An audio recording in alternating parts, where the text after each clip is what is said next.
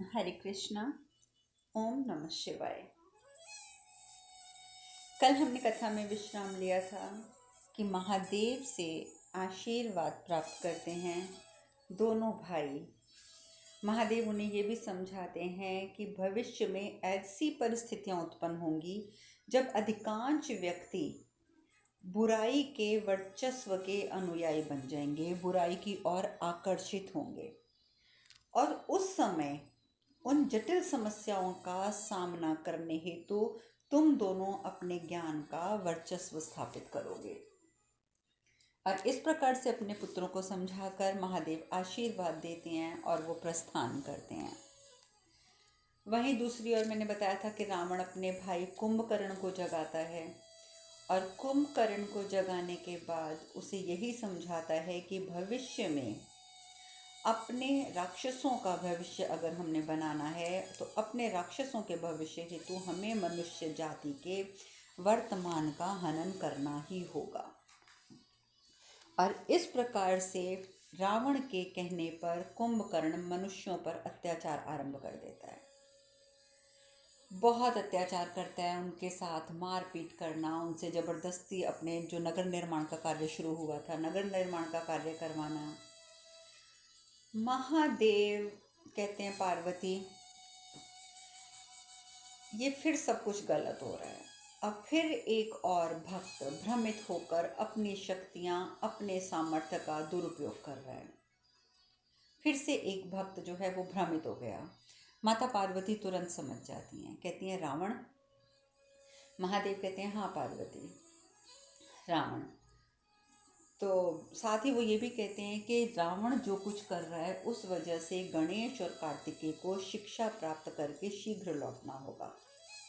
तो जब महादेव कार्तिकेय और गणेश की बात करते हैं और माता पार्वती तो ये तो पता ही है उनको कि दोनों बच्चे अभी कुछ समय पूर्व ही प्रस्थान किए हैं, तो माता पार्वती बोलती है कि वो दोनों ठीक तो है ना, गणेश और कार्तिकेय ठीक तो है ना, उन्हें रास्ते में कोई दिक्कत तो नहीं आ रही। महादेव कहते हैं कि नहीं, हमारे पुत्र ठीक हैं, उनकी चिंता नहीं है, परंतु मैं तो भविष्य के लिए कह रहा हूँ कि उन्हें शिक्षा प्राप्त करके शीघ्र लौटना होगा। और वहीं जब दोनों भाई जा रहे होते हैं गुरुकुल की ओर तो रास्ते में उन्हें कुछ आवाज़ आती है कन्याओं की, जो लगातार गुहार कर रही हैं, हमें मत मारो, हमें मत मारो, हमें मत मारो। तो दोनों बालक यानी कि गणेश जी और कार्तिकेय जी ऊपर से झांक कर देखते हैं तो क्या देखते हैं कि दो कन्याएं हैं जिनके सामने एक असुर खड़ा हुआ है और वो असुर उन दोनों को मारने को तत्पर है। तो कार्तिकेय तुरंत अपनी तलवार निकाल लेते हैं, परंतु कार्तिकेय जी जैसे ही तलवार निकालते हैं गणेश जी कहते हैं भैया अगर आप अनुमति दें तो मैं अकेले ही। कार्तिकेय जी मुस्कुरा देते हैं, कहते हैं ठीक है गणेश, तुम अकेले जाकर उसका अंत करो, परंतु अपना ध्यान रखना। तो गणेश जी जिस शिला पर खड़े होकर देख रहे होते हैं उन दो कन्याओं को, उसी समय वो वहाँ से छलांग लगाते हैं और कन्याओं के और दैत्य के बीच में जाकर खड़े हो जाते हैं। कन्याएं कहती हैं आप कौन हैं, आप नहीं जानते ये दैत्य नरांतक है। तो दैत्य भी कहता है बालक, इन कन्याओं के जो पिता हैं ना वो हैं प्रजापति विश्वरूप, और उन्होंने मेरे और मेरे भाई के वर्चस्व को समाप्त करने का पूरा प्रयास किया है, पूरा प्रयास। और मुझे अब इन दोनों कन्याओं का वध करके अपनी प्रतिष्ठा को पुनः स्थापित करना है। इसीलिए बालक तुम हस्तक्षेप मत करो, मुझे अपनी प्रतिष्ठा को स्थापित करने हेतु इन दोनों कन्याओं का वध करना है। गणेश जी हंस पड़ते हैं, कहते हैं अरे वाह, ये कैसा विरोधाभास है। दो कन्याओं के वध को करने वाला असुर प्रतिष्ठा की बात कर रहा है। क्या एक प्रतिष्ठित दैत्य या एक प्रतिष्ठित असुर कभी दो मासूम कन्याओं का वध करेगा, वो भी कन्याएं जो एक बालिकाएं हैं, बहुत छोटी हैं। अरे जाओ यहाँ से, चले जाओ। तो गणेश जी जो हैं इस तरीके से कहते हैं तो जो नारंतक दैत्य होता है वो क्रोधित हो जाता है। जैसे वो क्रोधित होता है गणेश जी उसको उठाते हैं और उसको उठाकर इतनी दूर जाकर पटकते हैं, और जब वो गिर जाता है तो उसके ऊपर बैठ जाते हैं। गणेश जी तो बालक हैं, उसके ऊपर बैठ जाते हैं और अपने शस्त्र द्वारा उसका संहार कर लेते हैं। कार्तिकेय तो बहुत प्रसन्न होते हैं कि गणेश ने अकेले सब कुछ कर लिया। तो उसकी मुंडी जो होती है ना, वो उनके गणेश जी के शस्त्र से कट कर अलग गिर जाती है। तो वो मुंडी कहती है कि तुमने मेरा वध किया है ना गज बालक, मेरा वध किया है। अब मेरे इस मृत्यु का प्रतिशोध मेरा भ्राता जो है ना देवांतक, वो अवश्य लेगा। वो तुमसे अब अवश्य प्रतिशोध लेगा। लेकिन गणेश जी के ऊपर उनकी बातों का कोई असर नहीं होता। कन्याएं जो होती हैं वो धन्यवाद करती हैं गणेश जी का, अपना परिचय देती हैं, कहती हैं कि हम प्रजापति विश्वरूप की कन्याएं हैं, बुद्धि और सिद्धि। हमारे पिताजी को बहुत प्रसन्नता होगी जब उन्हें पता चलेगा कि आपने नारंतक का वध कर दिया है, परंतु आप ये तो बताइए कि आप हैं कौन। तो गणेश जी बताते हैं कि मैं गणेश हूँ, मैं महादेव का पुत्र गणेश हूँ। और ये कह के वहाँ से गणेश जी और कार्तिकेय जी प्रस्थान करते हैं। उधर दूसरी ओर ये तो अपने गुरुकुल को निकल गए, लेकिन रावण के द्वारा जो अत्याचार हो रहे हैं वो लगातार बढ़ते जाते हैं। वो तो यहाँ तक कहना शुरू कर देता है कि मैं इन मनुष्यों को कीट पतंगों की भांति जब चाहे तब कुचल सकता हूँ, और आप मुझे क्या डराने आए हैं कि मुझे मनुष्यों से और जानवरों से संरक्षण प्राप्त नहीं है। अरे जानवर और मनुष्य मेरे लिए कीट पतंगों के समान हैं, तो इसीलिए मैं इन्हें एक क्षण में कुचल सकता हूँ। तो उनके जो पितामह होते हैं ऋषि पुलस्त्य, वो कहते हैं कि देखो, भक्ति में जन्मे कुल का अंत अहंकार से हो, ये मुझे स्वीकार्य नहीं है। तुम एक भक्ति से परिपूर्ण परिवार में तुमने जन्म लिया है रावण, भक्ति के परिवार में, और तुम्हारा अंत अहंकार में हो, ये मैं स्वीकार नहीं कर पा रहा हूँ। तो रावण कहते हैं अवश्य हुआ होगा, भक्ति में मेरा जन्म अवश्य हुआ होगा, पर जब आराध्य ही भक्तों के साथ छल करने लगे तो फिर भक्त बेचारे क्या करें, भक्त बेचारे क्या करें। मेरे तो आराध्य ने मेरे सामने मेरे साथ छल किया है। तो वो समय अब ये भक्ति का नहीं रह जाता, अब भक्ति का समय नहीं रह जाता पितामह। और जिसे आप मेरा अहंकार समझ रहे हैं वो मेरा अहंकार नहीं है, वो मेरा आत्मविश्वास है, आत्मनिर्भरता का आत्मविश्वास है। मेरे अंदर एक आत्मविश्वास जागृत हुआ है कि मैं आत्मनिर्भर हूँ, मैं किसी पर भी निर्भर नहीं करता हूँ। तो ये अहंकार कहाँ से हुआ। भगवान शिव विष्णु जी ये सब कुछ देख रहे हैं, सब देख रहे हैं। और महादेव जब ये बातें सुनते हैं कि उनका भक्त अहंकार और आत्मविश्वास में फ़र्क ही नहीं समझ पा रहा, वो अपने अहंकार को अपने आत्मविश्वास का नाम दे रहा है, ये सुनकर महादेव से और सहन नहीं होता और महादेव वहाँ उपस्थित हो जाते हैं। रावण जैसे ही देखता है महादेव को तो बस वो तो तुरंत बैठ जाता है, हे प्रभु मैं तो धन्य हो गया, मैं धन्य हो गया प्रभु, अंततः आप लंका आ ही गए। मेरी जो मैंने वर्षों की तपस्या करी थी, आखिर वो मेरी वर्षों की तपस्या जो है वो सफल हो गई प्रभु, आप आ गए। मैं जानता था कि आप अवश्य आएंगे, क्योंकि आप भी अपने भक्त से अधिक समय तक पृथक नहीं रह सकते, आप भी पृथक नहीं रह सकते थे प्रभु, क्योंकि मुझसे बड़ा भक्त तो संसार में आपको भी कोई नहीं मिलेगा। अब देखो, फिर कहता है कि मैं अहंकारी नहीं हूँ, अहंकार तो उसकी बात बात में है। वो अभी भी यही कह रहा है कि मुझसे बड़ा भक्त तो आपको कोई मिलेगा ही नहीं संसार में। वो महादेव से ये बात कह रहा है। महादेव कहते हैं कि मैं यहाँ तुम्हारी भक्ति के कारण नहीं आया हूँ रावण, मैं भक्ति के कारण यहाँ नहीं आया हूँ। तुम मनुष्यों की मनुष्यता का हनन करना चाहते हो और ये मुझे स्वीकार्य नहीं है, मुझे ये कदापि स्वीकार्य नहीं है कि तुम ये काम करो। इसी क्षण अपने अत्याचारों पर अंकुश लगाओ रावण, इसी क्षण। रावण कहता है मैं अचंभित हूँ प्रभु, मैं अचंभित हूँ कि मेरे आराध्य देव को ना तो कभी मेरी भक्ति दिखाई दी, ना कभी मेरी पीड़ा दिखाई दी, ना कभी मेरे अच्छे कर्म दिखाई दिए। नहीं तो आप तो यहाँ बहुत पहले ही पधार चुके होते, बहुत पहले। और आज आप यहाँ पधारे हैं तो किस लिए, इन कीट पतंगों की रक्षा हेतु। अरे इनकी ये दुर्दशा का कारण भी तो आप ही हैं महादेव, आप ही हैं इनकी दुर्दशा का कारण। यदि आपने पहले ही मेरे साथ आना स्वीकार कर लिया होता तो मैं कभी इस पथ पर ना होता। और फिर मेरी भूल क्या थी, मैं आपसे ये पूछता हूँ, मेरी भूल क्या थी? क्या आपकी भक्ति करना मेरी भूल थी? आपकी सेवा की इच्छा रखना मेरी भूल थी? परंतु महादेव, इस भक्ति से मुझे क्या प्राप्त हुआ? क्या प्राप्त हुआ? आपके पुत्र ने मेरे साथ छल किया। तो वो जब आपके पुत्र ने मेरे साथ छल किया तो आपको वो कैसे स्वीकार्य हो गया? आज अगर मैं इन मनुष्यों के ऊपर अत्याचार कर रहा हूँ तो आपको ये स्वीकार्य नहीं है, और आपके पुत्र ने आपके भक्त के साथ छल किया तो वो आपको स्वीकार्य हो गया। महादेव को बहुत हैरानगी होती है इस प्रकार की बातें सुनकर कि रावण ये किस प्रकार की वार्ता कर रहा है, क्यों नहीं समझता कुछ भी। महादेव उसे एक बार फिर समझाने का प्रयत्न करते हैं। महादेव कहते हैं, रावण, भक्ति का अर्थ केवल पाना नहीं होता। केवल पाना भक्ति नहीं होता है, भक्ति में अहंकार भी नहीं होता, भक्ति में तुलना भी नहीं होती। हम एक दूसरे की तुलना नहीं करते भक्ति में कि मेरी भक्ति ज़्यादा है, तुम्हारी भक्ति कम है, मैं महान हूँ और तुम तुच्छ हो। केवल श्रद्धा, समर्पण और विश्वास होता है भक्ति में। सिर्फ क्या होता है? सेवा, श्रद्धा, समर्पण और विश्वास। तुम मेरे सबसे महान भक्त थे रावण, सबसे महान भक्त, किंतु तुम अपने कृत्यों से अपनी भक्ति को निरंतर मलिन करते रहे, निरंतर। मेरे लिए इतना याद रखना, कीट पतंगों का भी उतना ही महत्व है जितना कि मनुष्यों का, देवताओं का या असुरों का।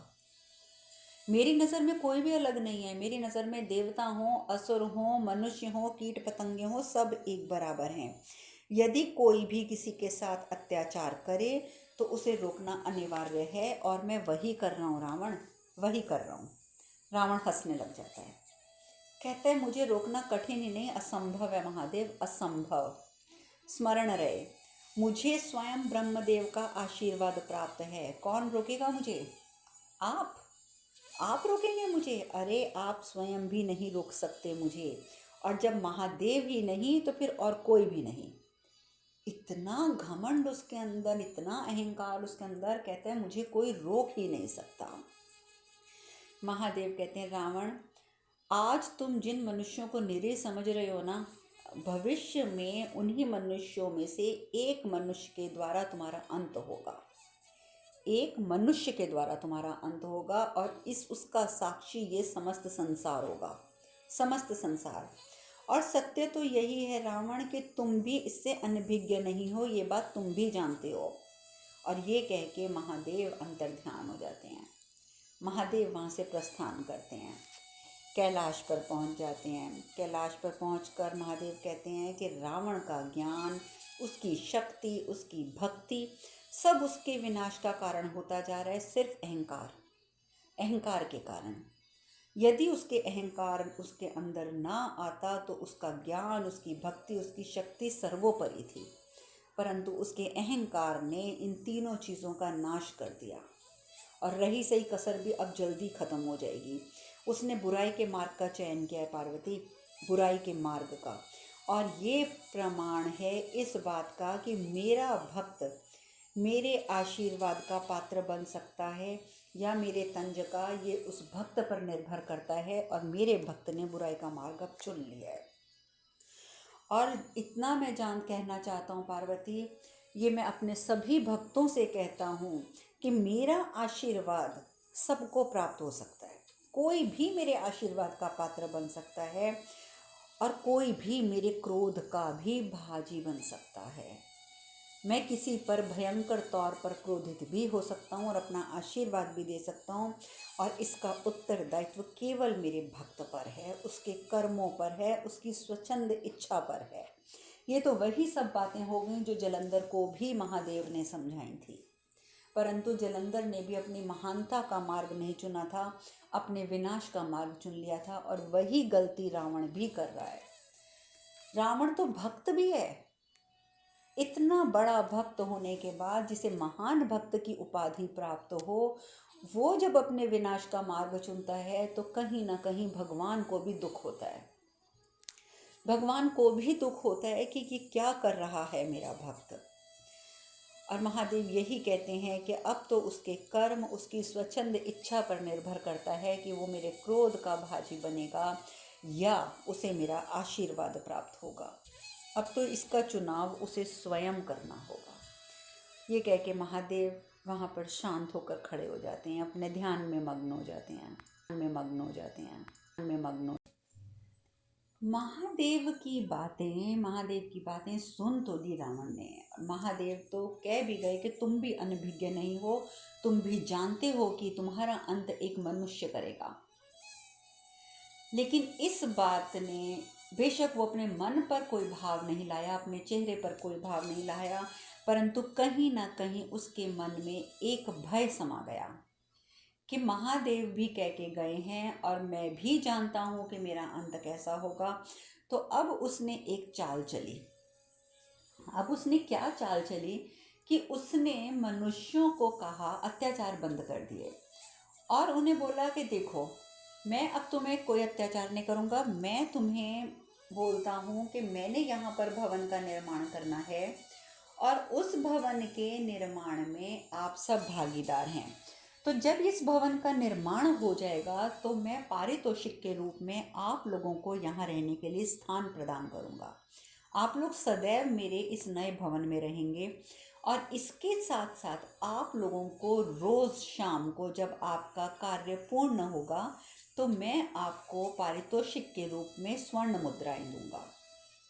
और वही जब ये बात सुनी तो देखिए मनुष्य, क्योंकि अब युग चेंज हो गया है, अब ये सतयुग नहीं, अब ये धीरे धीरे त्रेता युग बन रहा है, एक किस्म से शुरू हो चुका है। और इसी वजह से मनुष्य तुरंत लालच में भी आ गए। मनुष्य ने वहाँ रहकर उसी की जय जयकार करके, रावण की जय जयकार करके और कार्य करना आरंभ कर लिया कि हमें यहाँ से रोज स्वर्ण मुद्राएं भी मिलेंगी और इसके साथ साथ हमें रहने के लिए यहाँ पे नए भवन में स्थान भी मिलेगा। अब जो ऋषि पुलत्स्य होते हैं, रावण के पितामह, वो क्रोध से वहाँ से चले जाते हैं, उन्हें ये सब कुछ अच्छा नहीं लगता। महादेव कहते हैं, महादेव ये सब देख रहे हैं कि किस प्रकार से उसने मनुष्यों को पागल बना लिया है। महादेव कहते हैं कि रावण ने इस युक्ति से इन मनुष्यों के मन पर अपनी सोच का प्रहार किया है, अपनी सोच का प्रहार करके उनकी सोच का दमन कर दिया है। और इसका प्रभाव स्पष्ट है पार्वती, स्पष्ट। रावण संसार को छोटे छोटे रावणों से भर देना चाहता है। रावण अर्थात लोभ, अहंकार, क्रोध, और वही सब वो मनुष्यों में भर रहा है। इसीलिए महादेव ने कहा कि पार्वती, रावण संसार को छोटे छोटे रावणों से भर देना चाहता है। मैंने कहा था ना पार्वती कि संसार के अधिकांश व्यक्ति वर्चस्वशाली व्यक्ति शक्तियों के अनुयायी बन जाते हैं। लंका में वही हो रहा है, वही हो रहा है। इस समय रावण वर्चस्वशाली है और आज लोभ के कारण ये मनुष्य उसके अनुयायी बन गए हैं, उसकी वर्चस्व की शक्ति के आगे नमन कर रहे हैं। माता पार्वती बोलती है, स्वामी, क्या हमें इन व्यक्तियों को दासत्व से मुक्त नहीं कराना चाहिए? क्या ये इसी प्रकार से दास बनकर यहाँ रहेंगे रावण के पास? महादेव कहते हैं, दासत्व से मुक्त कराना संभव होगा पार्वती, एक दिन संभव होगा, किंतु ये लोग अपनी स्वयं की इच्छा से जिस लोभ और मोह के दास बन चुके हैं, उनसे इन्हें मुक्त कराने के लिए मुझे उचित समय की प्रतीक्षा करनी होगी। इनको क्या है, इनको तो मैं रावण से भी बचा कर ले आऊँगा, वापस धरती पर छोड़ दूंगा, इनके स्थानों पर छोड़ दूंगा, परंतु इनके अंदर अपनी इच्छा से जो ये लोग स्वयं मोह के और लोभ के दास बन गए हैं, उसके लिए तो मुझे अब प्रतीक्षा करनी होगी। प्रतीक्षा करनी होगी उस समय की जब इन्हें अपनी भूल की अनुभूति हो, और जिस दिन इन्हें अपनी भूल की अनुभूति हो जाएगी उसी दिन मैं इनकी रक्षा भी कर पाऊंगा। अब रावण जो है वो अपने कार्य कर रहा है। महादेव ने वैसे पार्वती माता को बोला कि अब हमें रोकना होगा। महादेव ऊपर से सब देख रहे हैं, सब देख रहे हैं, लगातार उनका ध्यान रावण की ओर है। वो कहते हैं अब रावण राज्य का आरंभ हो गया है, रावण राज्य का आरंभ हो गया पार्वती, देखो ये मनुष्य कैसे उसकी सेवा कर रहे हैं। इसमें काम, लोभ, क्रोध, मद, मोह तथा मत्सर, ये 6 अवगुणों की प्रभुता होगी। इस रावण राज्य में 6 गुणों की जो है वो सदैव प्रभुता रहेगी, और ये जहाँ भी उपस्थित होंगे वहाँ मनुष्य मानसिक और शारीरिक रूप से निर्बल बनता जाएगा। क्योंकि जो व्यक्ति इन 6 अवगुणों से भर जाता है, यानी कि काम, क्रोध, लोभ, मोह, मद और मत्सर, जो इसमें भर जाता है, जो इससे भर जाता है, वो व्यक्ति शारीरिक और मानसिक रूप से निर्बल बन जाता है। वो भक्ति से दूर चला जाता है और रावण को इस बात का बोध है। इसीलिए अपनी माया शक्ति के माध्यम से इन मनुष्यों को इसने संक्रमित कर दिया है। जैसे होता है ना कि एक वायरस का संक्रमण हम पर होता है और हम बीमार हो जाते हैं, हमें वायरल फीवर हो जाता है, तो वह उसी प्रकार से संक्रमित कर दिया है इसने इन 6 अवगुणों से। ये बात महादेव कहते हैं और महादेव ये बताते हैं कि ये जो संक्रमण हुआ है मनुष्यों की मन पर, बुद्धि पर, ये उनके लिए बहुत ही हानिकारक होगा, बहुत हानिकारक। ये सब बातें सुनकर माता पार्वती सोने चली जाती हैं। निद्रा में वो स्वप्न देखती हैं, हंसता हुआ रावण दिखता है, तो उन्हें अपने बच्चों की चिंता उदय हो जाती है। एकदम वो झटके से उठ के बैठ जाती हैं, आवाज़ मारती हैं, गणेश।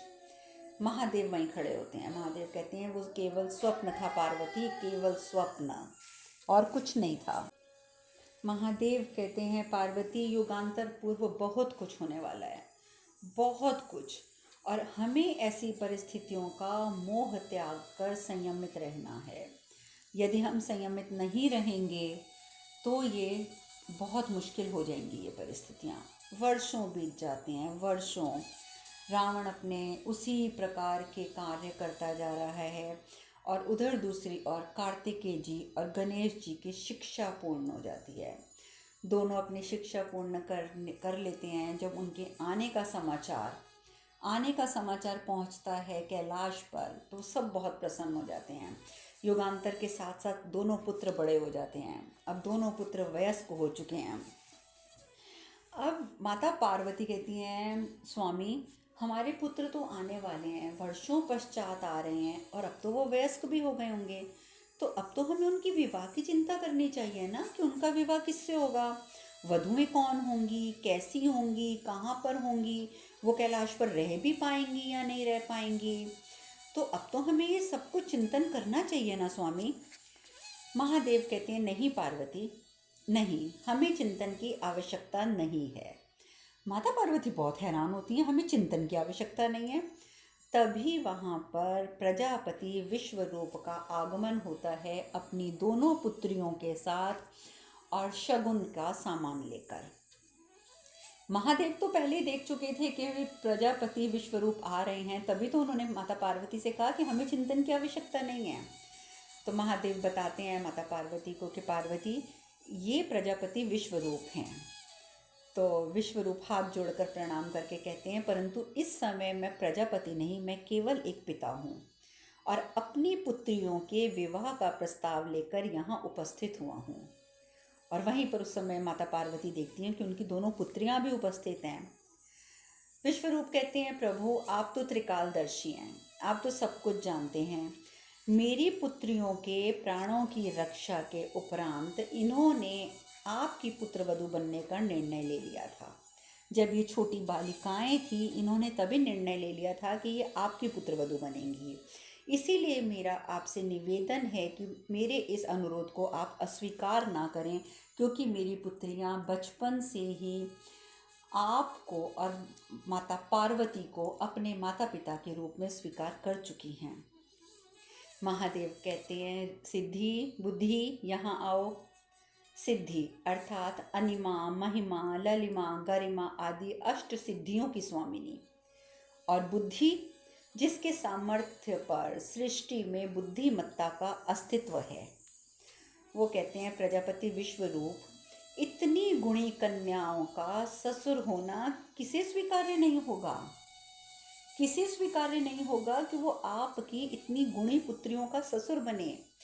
किंतु ये मेरे पुत्रों के विवाह से संबंधित है, इसीलिए मैं अपने पुत्रों के विवाह से संबंधित किसी भी निर्णय में पार्वती और पुत्रों की सहमति लेना चाहता हूँ, क्योंकि बिना उनकी सहमति के मैं कभी भी किसी बात के लिए हाँ नहीं कर सकता। माता पार्वती भी खड़े होकर सब सुन रही होती हैं। माता पार्वती कहती हैं कि गणेश और कार्तिकेय कई वर्षों के बाद आज कैलाश लौट रहे हैं, तो विश्व प्रजापति जी, यदि आप उनके स्वागत हेतु रुक सकें तो आप उनसे भेंट भी हो जाएगी और हम उनसे उनकी इच्छा पूछकर आपको बता भी देंगे। तो विश्वरूप जो होते हैं वो प्रसन्नतापूर्वक ही निवेदन स्वीकार कर लेते हैं। नंदी जी उनको बोलते हैं, चलिए मैं आपके विश्राम की व्यवस्था कर देता हूँ। और वो विश्वरूप जी को लेकर और समस्त उनके साथ आए हुए उनके जो सैनिक हैं और पुत्रियां हैं उन सबको लेकर वहाँ पर विश्राम की व्यवस्था करवा देते हैं नंदी जी। उधर रावण की लंका का निर्माण कार्य पूर्ण हो जाता है। उसकी जो एक नगरी बसाना चाहता था ना, इतने वर्षों में वो नगरी बन के पूर्ण हो जाती है। अब जब नगरी बनकर पूर्ण हो जाती है तो कुछ दैत्य आते हैं, असुर आते हैं और आकर बोलते हैं कि अरे मनुष्यों, तुमने बहुत सुंदर नगरी बनाई है और इसीलिए अब रावण जो है वो आप लोगों को पारितोषिक के रूप में मुक्ति देना चाहते हैं। तो वो लोग हैरान हो जाते हैं, कहते हैं मुक्ति? तो वो समझ जाते हैं मुक्ति यानी कि मृत्यु। अब वो लोग घबरा जाते हैं, कहते हैं लेकिन आप हमें मृत्यु कैसे दे सकते हैं?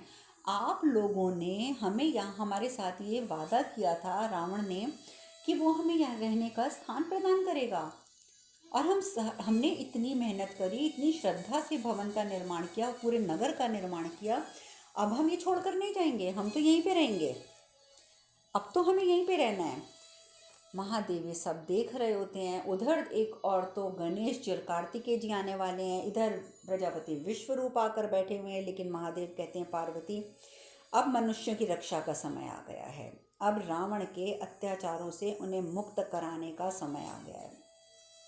अब वो मनुष्य उधर घबरा के, हे महादेव हमारी रक्षा कीजिए, हमें हमारे अपराधों का दंड मिल रहा है, हमारी रक्षा कीजिए महादेव, हम तो आपकी भक्ति तक करना भूल गए थे, हम मोह माया के भयंकर जाल में फंस गए थे, हम स्वार्थी हो गए थे, महादेव हमें क्षमा कीजिए, हमें रक्षा कीजिए, हमें रक्षा कीजिए। परंतु हम जानते हैं कि सारी गलती हमारी है। कोई बात नहीं प्रभु, यदि आप हमारी रक्षा के लिए नहीं आएंगे तो हमें ये अंत स्वीकार्य है, हमें ये अंत स्वीकार्य है। परंतु तभी महादेव भेष बदलकर वहाँ पर उपस्थित हो जाते हैं। भेष बदलकर वो इसलिए आते हैं क्योंकि वो मनुष्यों को शिक्षा देना चाहते थे, शिक्षा देना चाहते थे। आपको मैंने पहले भी बताया ना कि कई बार ऐसा होता है, महादेव ने भी बोला, भगवान विष्णु ने भी बोला कि जब शब्दों के द्वारा लोग ना समझ पाए कोई चीज़, जब शब्द कम पढ़ने लगें तो फिर हमें उदाहरण देकर समझाना पड़ता है। और यही कारण था कि महादेव भेष बदल कर वहाँ पर उपस्थित होते हैं। उपस्थित होकर वो उन्हें शिक्षा देते हैं कि अरे मूर्खों, अगर तुम लोग एकत्र हो जाओ तो क्या तुम इस राक्षस को मार नहीं सकते थे? इसको मार सकते थे आराम से। इस नगरी का निर्माण तुमने किया है, और तुमने नगरी का निर्माण कैसे किया है? संगठित होकर किया है ना, मिलजुल कर।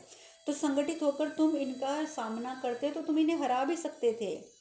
लेकिन देखो, तुम इस समय यहाँ खड़े होकर सिर्फ भगवान को पुकार रहे हो कि हे प्रभु हमारी रक्षा करो, हमसे गलती हो गई, हमारी रक्षा करो। नहीं, भगवान केवल उन्हीं की सहायता करते हैं जो अपनी सहायता स्वयं करने का प्रयत्न करता है। यदि कोई खड़ा होकर सिर्फ हे प्रभु हे प्रभु हे प्रभु चीखता है तो प्रभु उसकी सहायता नहीं करते हैं।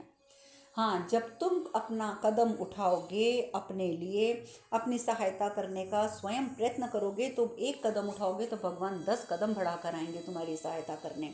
पर ऐसे नहीं, जो भगवान पर पूर्ण विश्वास रखते हों वो किसी से भी भयभीत नहीं होते हैं। याद रखना, वो स्वयं अपने कदम उठाते हैं क्योंकि उन्हें भगवान पर पूर्ण विश्वास होता है कि हमने कदम उठाया है, भगवान हमारी रक्षा हेतु आएंगे। और यदि तुम इस प्रकार से असहाय बने रहे तो कौन तुम्हारी सहायता कर सकता है? कोई भी नहीं कर सकता, कोई भी नहीं। उठो, अपनी सहायता स्वयं करो। और इस प्रकार से महादेव उन्हें समझाते हैं। अब आगे उन्हें ये बात कितनी समझ आती है, कितनी नहीं आती, ये सब चर्चा हम कल करेंगे।